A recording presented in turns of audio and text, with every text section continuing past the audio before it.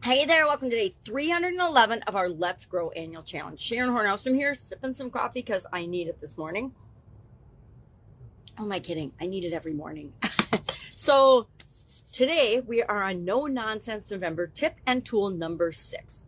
And this is probably one that has been my biggest lessons learned and most impactful on my life, but not only on my life, but on my experience of living my life, because I'm not just going through the motions and running and doing what I think I should do. I'm getting rid of the things that are getting in my way of creating the life that I want. Our lesson learned today, or our tip, is to release or let go of limiting beliefs. How do we let go of limiting beliefs?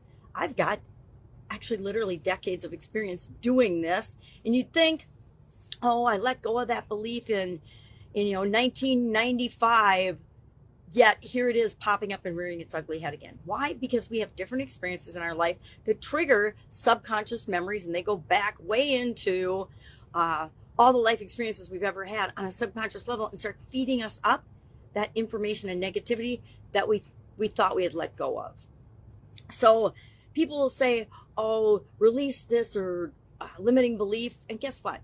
We don't believe our beliefs are limiting, right? All of us inside our heads and in our lives believe that our beliefs are just our beliefs. We seldom think about, where did they come from? Are they still true for me? Is this serving me or not? Is this belief conflicting with another belief that I have? And if so, which one's going to win?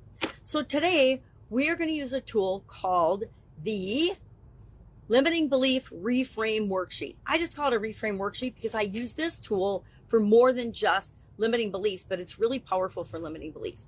I actually use this tool when I am creating a presentation, or when I am working with a new market or a new group of people. I actually ask myself, what are their current beliefs? What do they believe right now? And then I ask myself, is this belief serving them? Yes or no? And then third, can I say this belief? Can I tweak this belief, take the opposite of it usually, and make it something that actually is what I want to achieve in my life or create, and what I want to be my belief, right? And I'll give you some examples of this. And then finally, I find ways to anchor and practice and affirm the new belief, not the limiting one. I want to get rid of that once and for all. And whenever we let go of something or release something, it creates this little vacuum. And if we don't fill it with what we want, our subconscious is going to fill it up for us immediately, probably with something similar to what we just tried to remove. So, limiting beliefs. What are some examples? I'm going to grab my magnifying glass. I'm going to share a story about my accountability partner, which is a strategy for helping you to stay consistent with your new belief. Most common one, I think, is I'm not good enough, or I don't deserve.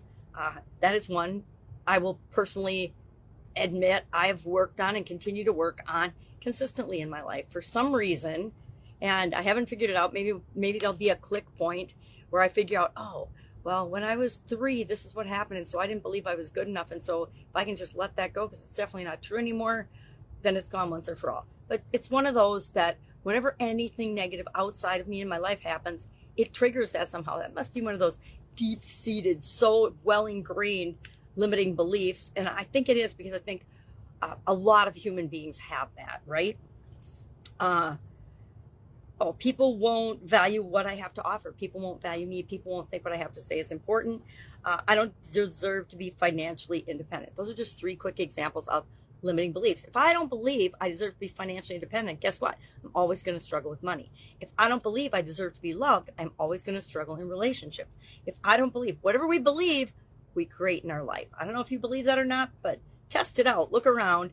Think about your life and your experiences, because I didn't necessarily know that was true when I was younger. It wasn't until I was probably in my 40s that I even started to look into, well, how does stuff really work? I'm following all these programs, doing all these businesses, working in corporate America, raising my family, yet there was something missing. I felt like there was something missing. And that's a topic for another day.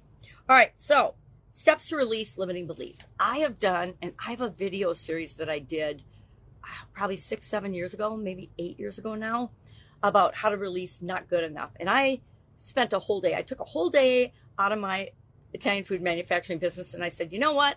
I'm sick and tired of this. I'm not good enough. I'm going to do at least 7 different creative ways of getting rid of this belief. So I did some fun things and I videoed them. I wrote it on paper, Post-it notes, and then I burnt it in the back of my business. I just had a little bucket. I think it was a little beer bucket.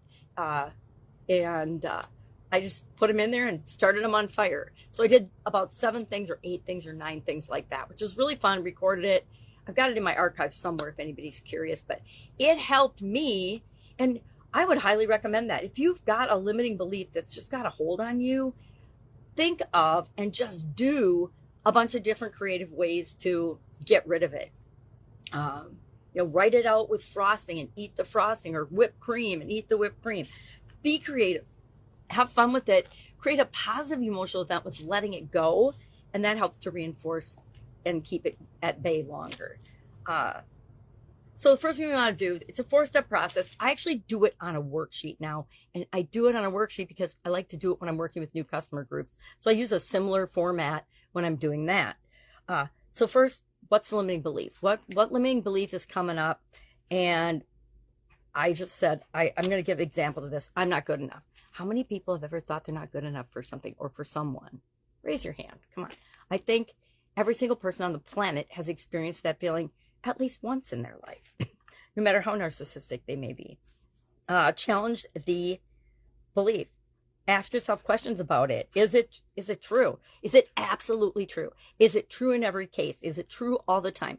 Is it even true for you at all anymore? If I say I'm not good enough for what? Is it really true? It is always false. I'm going to tell you right now, you're good enough for whatever you want. So it's always false. The answer is it's always false. Finally, the third, then find a way to reframe that belief. So if I say I'm not good enough, what could I say instead of that when that pops into my head so I can flip it out right away? How about I am continuously learning and growing? Well, if I'm continuously learning and growing, that means I'm always becoming a better version of myself. Therefore, I'm always good enough for whatever it is that I desire or want to make a run at or achieve in my life. And then finally, we're going to affirm the new belief. We're going to do I like affirmations. I think we've ascertained I'm an affirmation fan. But I will take the reframe, then turn it into an affirmation, and I will recite it over and over and over again throughout my day for a couple of days until that new one becomes the automatic voice in my head, the automatic go-to belief instead of the old one. So in this case, I'm continuously growing and improving. I'm continually improving. I am always becoming a better version of myself. Any one of those would work. So what are some ways we go about reinforcing this and affirming this going forward?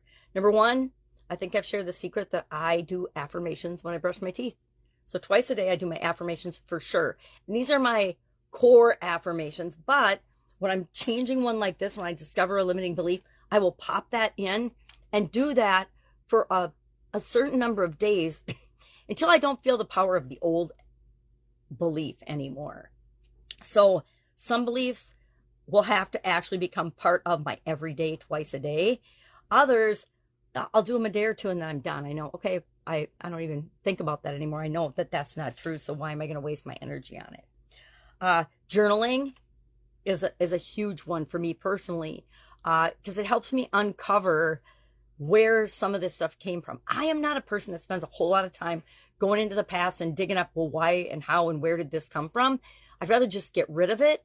And then what happens for me is when I'm journaling or when I'm sitting out in nature or when I'm hanging out with my grandkids, a memory from my past will pop up and then it'll be like, it's like almost automatic. Oh, that's where that came from. Yeah, that's not true for me anymore. I can so let that go. Third, I like to use visualization. You'll notice throughout the year, we talk about a handful of tools that are, I call them universal tools because they're good for everything. Journaling, gratitude, forgiveness, goal setting, and this isn't even the list, I'm just making it up in my head. Visualization, any kind of visualization that you do, hypnosis, meditation, breathing exercises, walking around, physical exercises. All these things are good for multiple things, including getting rid of limiting beliefs. So if we visualize ourselves as we want to be, that takes the that shows us that it's possible, literally shows us in our mind when we rehearse and practice until we become that thing or have that attribute or trait or belief that we want to have. So we have got Maya's story in Guide 2 of the Let's Grow Annual Challenge private Facebook group page. Our action item today is to take one of your limiting beliefs, question it, reframe it, and affirm it. And then just share it down in the comments below, or share your limiting belief. Because I would be surprised if we didn't all have the limiting belief that any of us actually bring up. When I say I'm not good enough, I think that there's probably a 99% of the population that says, oh my God, I can so relate to that. Or I don't deserve, or I'm too young, I'm too old, I'm too anything, I'm too fat, I'm too thin, I'm too short, I'm too tall, I'm too blonde, I'm too gray, I'm too whatever. All right, any questions? You know what to do. Hit me up. Otherwise, have an awesome day, and I'll, of course, be with you tomorrow. Bye. Oh, slow connection, so you get to look at my face longer.